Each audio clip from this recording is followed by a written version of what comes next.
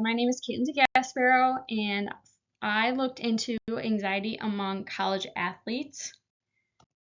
There is a particular reason I chose this population, and one of them being is I do want to work with collegiate athletes at some point in my career. And I think that athletes playing at the collegiate level are at such a pivotal time in their lives, so it's super important to recognize these things and how they can possibly affect an individual's feelings of anxiety or a diagnosis of anxiety. These various pressures on the athletes that could promote anxiety or increase the level of anxiety that someone feels could be academic pressures. So, feeling that they have to do good in certain classes, maintaining classes and homework on top of games and events and their athletic schedules. And even some sports, you have to keep a particular grade in order not to be penalized in the sport that you play. Athletic pressures coming from either a coach or just your sport in general, both like the physical aspects of it too. Social pressures, so making friends, hanging out with your friends, going to events outside of the game, and all things like that. Family pressure, so maybe an athlete feels pressure from their parents to do well, and do well not only in school but also in the game and in their sport. And then financial pressures, because a lot of student athletes are on scholarships, so making sure that they're staying up with their grades and doing well in their sport so that they are able to hold that scholarship, which can create a lot of financial pressure on the athlete. I pulled this quote from Edwards and other study, which related to the factors affecting anxiety-related symptoms, diagnosis, and treatment among collegiate student athletes in the National College Health Assessment. And I just wanted to pull this out because I want people to recognize that anxiety is not just mental, it is physical and physiological, and can really impact the athlete's ability to perform.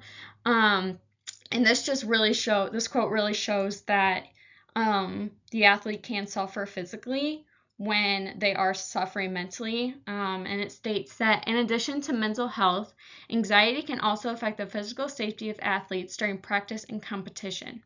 Negative stressors can reduce intentional focus, leading to miscues, and anxiety during competition can generate specific physiological responses. Increased muscle tension, narrowed visual field, increased distractibility that increases the injury risk.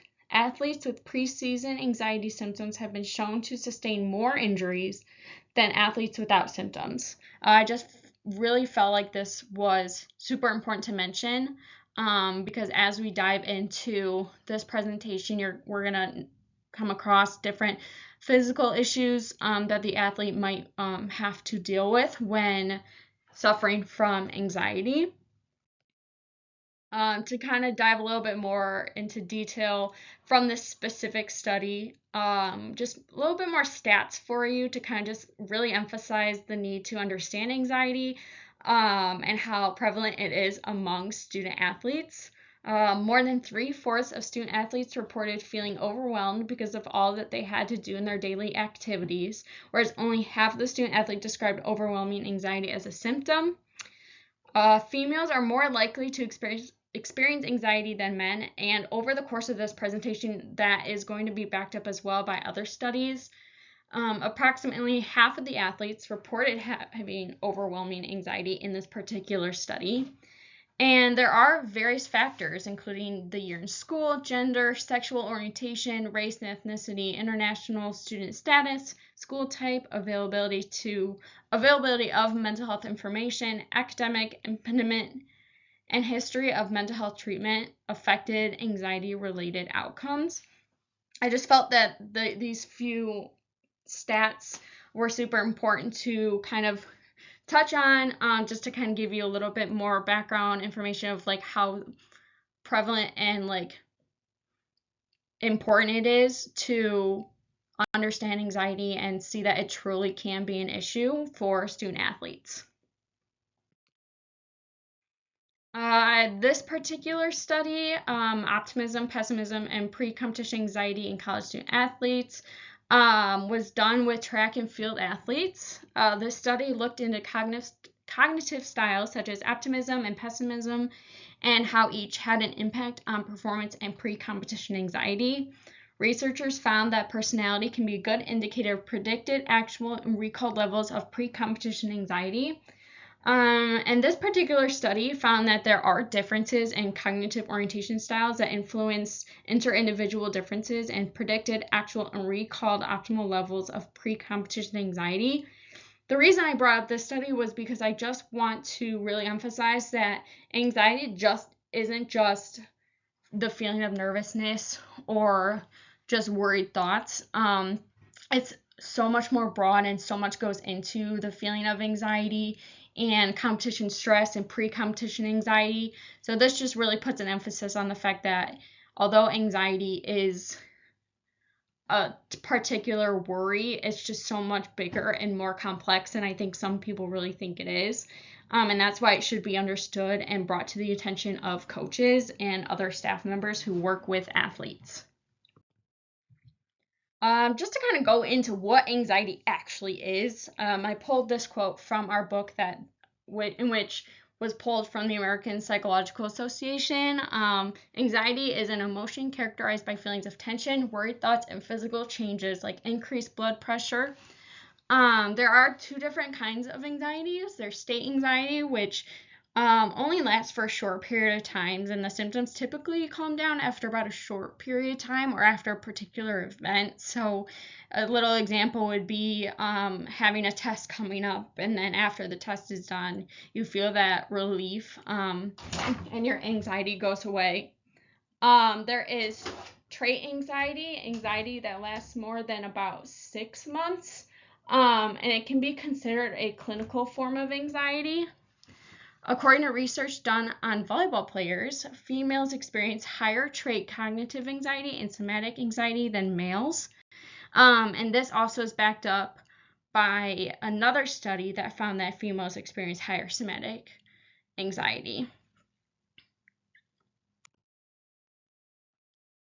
These are just a few anxiety disorders that I think should be brought up. So there isn't just one anxiety type. These are clinical anxiety disorders. So panic disorder, simple phobia, obsessive compulsive disorder, PTSD, social anxiety disorder, and generalized anxiety disorder. And people can experience more than one of these if they are suffering in a clinical diagnosis. Some signs and symptoms of anxiety. I think this particular study mentions very specific and good symptoms and signs. So there's somatic, such as hypertension, muscle tension, shaking, pacing, nausea, vomiting, loss of appetite, and insomnia. There's cognitive symptoms, so irritability, confusion, fear, negative self-talk, and behavioral, which includes biting fingernails, withdrawal, aggressiveness, fidgeting, avoiding eye contact, repetitive movements, and defensiveness. When it comes to anxiety among possibly athletes or collegiate athletes, this can look like avoiding practices, sleeping issues, lack of nourishment, a decrease in performance abilities, easily upset after mistakes, and loss of interest in activities and changes in mood. And the Bienen and others study also mentions that performance anxiety may cause an athlete to perform well below their demonstrated capabilities outside of competitive context, which I think is super important to recognize, and it just kind of backs up and makes this even more, makes us more aware of this issue, that athletes do have a decrease in performance if they are experiencing a severe form of anxiety or possibly even a trait anxiety. For the coach or NPC, it is super important that they create a good atmosphere and environment. This particular study done in 2023 emphasized the need for creating a sport atmosphere with coach support that can be expected to upgrade players' sport mental training, while strengthening their sport mental training can cause experiential avoidance and sport anxiety to decrease. So this can include like a coach going through imagery training to help the athletes visualize games and plays. This study shows that a coach's autonomy support can improve an athlete's ability to prepare for a particular event or a competition coming up. The coach and or the NPC needs to understand anxiety and its potential impact on an athlete. Coaches should be aware of the symptoms and signs, allowing them to identify if their athlete is struggling. Early intervention is going to be key before this anxiety starts to build in the athlete and they're struggling, and not just in practice or during games, but impacting all aspects of their life, which is why we want to try to find that early intervention, either through a program or just making sure that coaches are aware of the signs and symptoms and the process of how an athlete can be diagnosed or go through the movements of getting help for that athlete. Ways a coach can help would be creating a positive team culture and environment, make communication key with the athletes, provide resources for the athletes at the beginning of the season, educate and be aware that athletes are human beings, not robots, and provide support for the athletes. So in order for an athlete to potentially be diagnosed or get a referral, coaches might first just start noticing that their player might be acting a little different. So maybe just taking note of the changes that they're seeing maybe for a week or so. And if things are still lagging on after a week or maybe 2 weeks, maybe pull the athlete aside and kind of see if they can get to the root of the problem. If the coach suspects that their athlete might be struggling with anxiety, they might consider pulling in an athletic trainer or AT. And the Edwards study mentions that the presence of an AT who is familiar with the student athletes and their mental well-being can help reduce the risk of anxiety-related injuries, as well as help students obtain needed treatment. So an AT or even a coach can refer the athlete to a professional, either through the university or outside, and they can do different types of tests or surveys or questionnaires to kind of get to the root of what the athlete might be going through. And the professional psychologist or just a doctor can help the athlete figure out what's going to be the best source of treatments. Or so it could be meds, it could be behavioral therapy, whatever the athlete kind of feels that they want to do too. Like, I think it's important to understand what the athlete wants and go from there. Here are my references. I think it's super important to understand anxiety and how it can impact the athlete. And I think we as people and students need to really just put out there that anxiety is not just a mental illness. It can impact the physiological and other aspects of the lives of athletes. So thank you very much.